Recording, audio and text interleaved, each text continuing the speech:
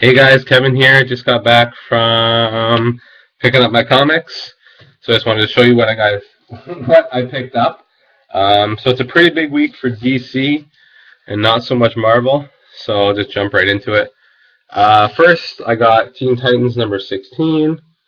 That's a family tie-in, and I was actually pretty surprised with number 15. I actually enjoyed it quite a bit. I thought it was one of the better crossover issues. I think Lobdell did a good job on those two issues. Maybe that's just due to familiarity with Red Hood as a character and stuff like that. But I was actually impressed with this title. I had heard some interesting things about it. Maybe that was because of the Culling crossover. I'm not sure. I haven't read it, but like I probably won't be picking up Teen Titans.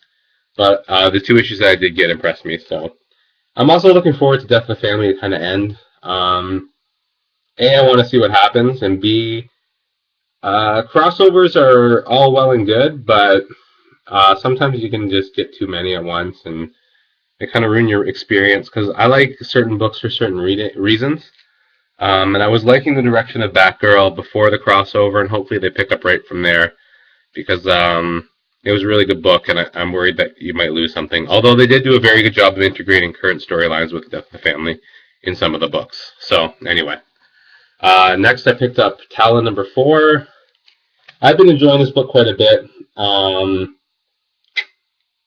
can see why some people wouldn't. It's hard to get really involved in a character that's fairly new, but I think they're doing a good job of establishing Talon and his like world and like support characters and stuff. And I'm hoping that they continue to do that and don't rush this into a big encounter with Batman. Like I think he does go to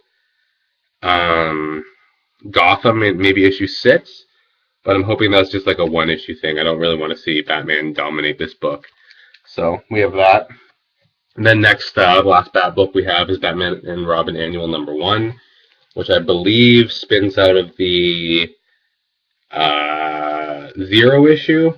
I'm just going by the Damian look there. I'm not sure if this is the same artist that does the regular series, but I am looking forward to reading this. This was the best Death of the Family crossover, and the art has been fantastic. Great story.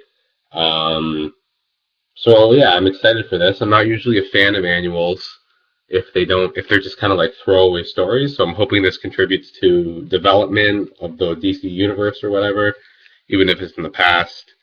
Yeah, so I'm hoping it's just not a money grab. Next, and this might be my favorite cover this week, is Hawkman 16, the end of Hawkman Wanted. Not the greatest storyline, not the greatest book. I like the character a lot, that's why I picked it up. This has been canceled, I believe in April. And it's kind of shocking that this got canceled after Frankenstein, because Frankenstein had at least critical acclaim and a decent fan base, whereas this continues to drop readers. The only thing I think is interesting is they took Matt Liefeld off this title, and they have, I guess it's Thierry on this book, I guess for 4 issues. And I'm kind of shocked that they would make a writer change and then cancel it. I think that I guess books get to the point where you can't save them by a creative change. You just have to scrap it and come try again later. I can get my Hawkman fix in JLA and stuff like that, though, so I'm not too worried. Next, I have Aquaman 16, one of my favorite DC titles. Look forward to this every month. Throne of Atlantis Part 4. Part 3 was great. Justice League has been fantastic. The art in this book continues to be good, despite losing Reyes. We get Pelche on here. Jeff Johns, I like Jeff Johns a lot. I really like what he's done with Aquaman these past, like, everyone's heard this before, the past 17 issues have been, like, great. Like, I used to think Aquaman was, like, whatever, no one wants to read Aquaman, but this has definitely become one of my go-to titles, and I'm hoping that when Jeff Johns leaves this title, that they'll continue in the same direction that he's going, because they're really making him an interesting character. Excited that we get the creatures from the Trench back, it looks like. And I'm excited to see even what happens after Trinity War. Not Trinity War, but Throne of Atlantis going into Trinity War, because I'm really curious to see what direction that event goes. So we have that. This was kind of an impulse buy. I wasn't going to get it, but then I just decided to do it. I got Fury of Firestorm, The Nuclear Man 16. It's been okay. It's like Hawkeye level. I'm interested in the character. I don't know if I'll pick up the next one because it's a Teen Titans story. And depending on how this issue is, we'll see. But again, like I'm shocked that iVampire and stuff like that got canceled. Well, this book continues to go because it's selling like GI Combat levels almost. Well, not quite, but it's selling fairly low. So we'll see. iVampire's outselling this. Frankenstein's outselling this. What else is getting canceled? Blue Beetle, I think, was even outselling this. So we'll see. But again, I think Firestorm's in Justice League now, or it looks like that anyway. So that should be fun. Flash number 16. Not a huge Flash fan. I love the art in this book. This story has been interesting. Might convince me to continue to pick up Flash. I jumped on to check out the story arc, and we'll see if I stick with it. But really cool book. Like again, the art is definitely the highlight of this thing. But yeah, we'll see.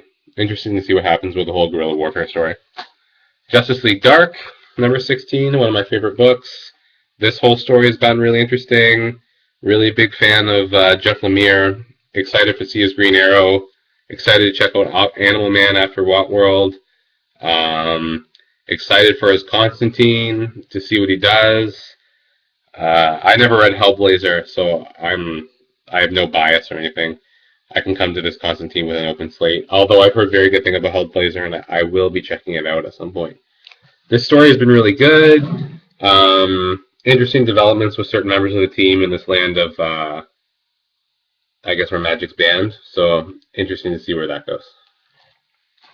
Next, I picked up Superman 16. Probably my favorite out of the 3 books in the Hell on Earth tie-in. This and Supergirl I'm going to continue to get. This has the best art. I think Rockefeller, I really like what he does. I think he did that cover too. Let me just check. Yeah, his art's really good. Like, I like the style of it. And, you know, Lobdell's been pretty good with Superman. That Lex Luthor issue was pretty great, so I hope it continues on with this one. So, yeah, again, I'm excited to see this story wrap up because I want to see what goes on with Superman. Like, I've never read a Superman title, and I jumped on with this crossover, so I'm excited to see how Superman reads for me outside of a crossover. Same thing with Supergirl, because it's hard to judge, right? On to Marvel. Picked up Avengers number 4. The last story arc kind of wrapped up quickly, or it kind of felt unresolved, so I'm interested to see if any loose ends get tied up here, or if they will come later. Got a new artist on this issue. I think there'll be fill-in artists in number 12, I read somewhere, which might deter from the book a little bit, but I'm a big Hitman fan, so I'm going to stick with this for as long as he's on it. So, hoping this will be good. I'm sure it will be. I did enjoy the last 3 issues, despite my minor complaints. Hawkeye, number 7, the Hurricane Sandy issue. You should pick this up just because the proceeds go to help, I think, Hurricane Sandy relief. Not sure the name of the charity, but that's what it goes towards. And then you should pick up this book because it's great in general. It's not David Asha doing the art, but I believe it is the person who did those 2 fill-in issues, the tape story. And this has been a phenomenal book. It might be my favorite Marvel one. And if you haven't checked this out, this is a good issue to jump on at. And it's also the money goes to a good cause, so I would recommend that. Next, and I think I may be the only person picking this book up, X-Men Legacy number 5, with is George Molina on art now, and Simon Spurrier, not sure. It's improved vastly since issue 1. I can definitely see why this isn't everyone's thing. It's definitely a niche title. I'm really enjoying it. It has gone a lot better. It's interesting. Legion is putting together, it looks like he's going to start putting together a team. There's interaction with Blindfold, who I love from Astonishing X-Men. That's where I'm familiar with her from. Really excited for this book.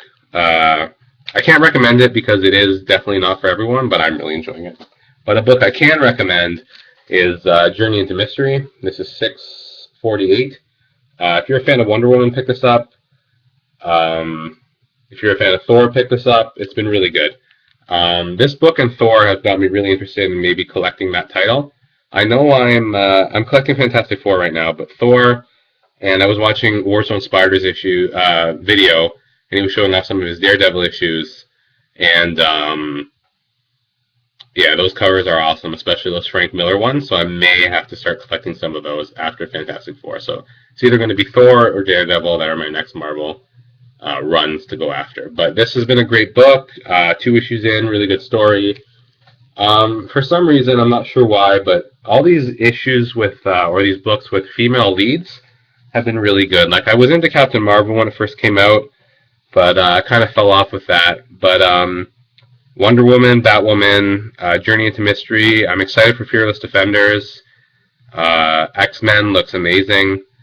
So we'll see. The female characters are definitely doing really well in comics right now, and it's really good to see. Anyway, next and last, I got Superior Spider-Man 2. And I'm not sure about this title still. I didn't like the ending of number 1. I thought it was kind of rushed, forced, however you want to say it. I think they should have held off on whatever they were going to do. But I'm going to give this a few issues, but it's definitely on the chopping block for me, because I'm not a huge Spider-Man fan as it is. And then with this no longer being the Amazing Spider-Man, it just, the appeal for me isn't through the roof, so we'll see where that goes. Yeah, because there are a lot of DC books coming out that I want to check out, and there's a lot of Marvel books coming out that I want to check out, and I'm trying to get all those Fantastic Four back issues that I can from 300 onwards, so losing a title that comes out bi-weekly,